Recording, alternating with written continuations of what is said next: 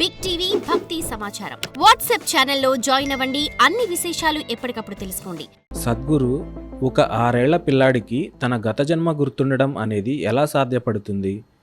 తను అప్పట్లో ఎవరు అనేది చెప్పగలుగుతాడు, తల్లిదండ్రులు ఎవరో చెప్పగలుగుతాడు, కొన్నాళ్లకి ఇదంతా మర్చిపోతాడు.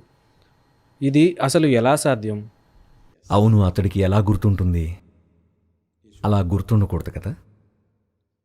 ప్రకృతి మీ చుట్టూ ఒక గూడు లాంటిది కడుతుంది, మీకు ఏది గుర్తుండకుండా. అది మీ రక్షణ కోసం ఒక గోడ కడుతుంది, మీకు అవి గుర్తు రాకుండా. ఎందుకంటే మీకు గుర్తుంటే మీ జీవితం ఇప్పటికంటే మరింత అస్తవ్యస్తంగా మారుతుంది. ఇక్కడ మనం ఈ కొన్నేళ్ల జీవితం 10, 20, 30, 60 సంవత్సరాల జీవితంలో ఈ జీవితపు జ్ఞాపకాలతోనే ప్రజలు తలమునకలై కొట్టుకుంటున్నారు, అవునా? ఏమండి? ఈ జీవితంలో జ్ఞాపకాలతోనే మనుషులు చాలా కష్టపడుతూ ఉంటారు. ఇక కొన్ని జన్మల జ్ఞాపకాలు వాళ్ల ముందు తెరుచుంటే అది మీకు ఎంత దుఃఖం, ఎంత కష్టం కలిగిస్తుందో తెలుసా మీకు? ఈ జీవితంలో మీరు బంధాల విషయంలో ఎంతో కష్టపడుతున్నారు. నిన్న జరిగింది మర్చిపోవడమే మీకు చాలా కష్టంగా ఉంది. రేపేం జరుగుతుందో ఊహించడం మరింత కష్టంగా ఉంటుంది. ఉదాహరణకి మీకు మీ గతం గుర్తొచ్చి అప్పుడు అదేంటంటే మీ గత జన్మలో మీ కొడుకు ఈ జన్మలో మీ పక్కింటి కుక్క అని తెలిస్తే, అంటే ఊరికే అంటున్నాను. ఈ రోజుల్లో మనకంటే కుక్కలే బాగా జీవిస్తున్నాయి అనుకోండి.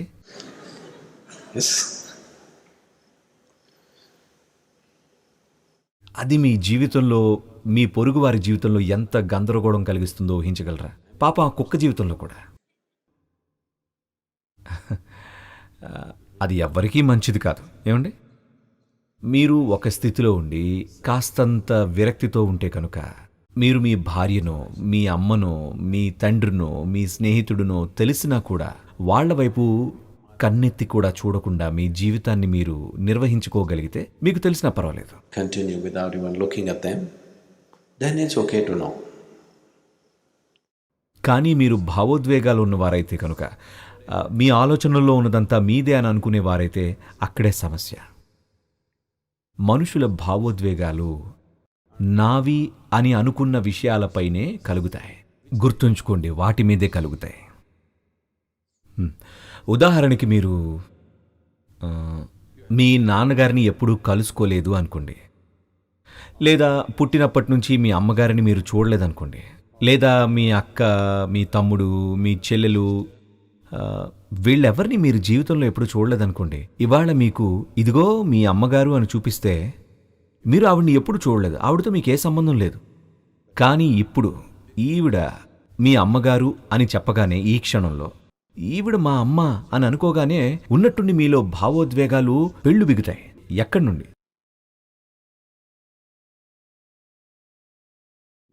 మీరు ఆ వ్యక్తితో అనుబంధం పెంచుకోలేదు, ఏ సంబంధం లేదు.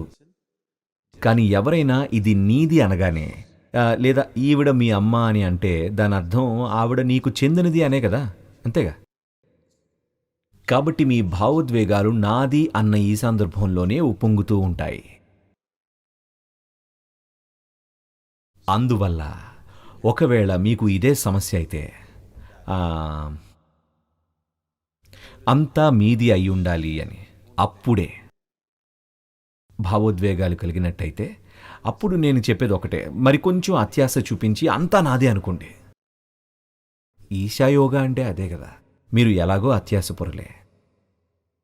అలాంటప్పుడు పిసినారితనం ఎందుకు? పూర్తిగా చూపించండి. మీరు నా పిల్లలు అనుకుంటుంటారు కదా, అందరినీ మీ పిల్లలుగా చేసుకొని చూడండి, ఇంకా బాగుంటుంది కదా. దాంట్లో సమస్య ఏంటి? ఎవరైనా మిమ్మల్ని ఆపుతున్నారా? Is somebody there to stop you? అలా అయితే అందరూ నా వాళ్ళు అనుకోండి, లేదా ఎవరూ నా వారు కాదు అనుకోండి. అది కూడా పర్వాలేదులేండి, కొంచెం కష్టమైన మార్గమే, కానీ అది కూడా పర్వాలేదు. నిజంగా ఎవరు నా వారు కాదు, పర్వాలేదు, అందరూ నా వాళ్లే, అది కూడా పర్వాలేదు. కానీ ఇది నాది, అది నాది అంటేనే అసలైన సమస్య. కాబట్టి మీకు గత జన్మలు గుర్తుంటే దానితో పాటు మీరు ఇది నాది అది నాది కాదు అన్న భావనతో ఉంటే మీరు సమస్యల్లో చిక్కుకుంటారు. ఎంతో సమస్య, మీరు తట్టుకోలేనంత సమస్య.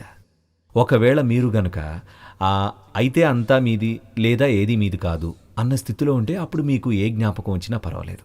ఆ జ్ఞాపకం ఉపయోగపడుతుంది కూడా. ఇప్పుడు ఒక 6 ఏళ్ల పిల్లాడికి అనుకోకుండా గత జ్ఞాపకాలు గుర్తొచ్చాయి.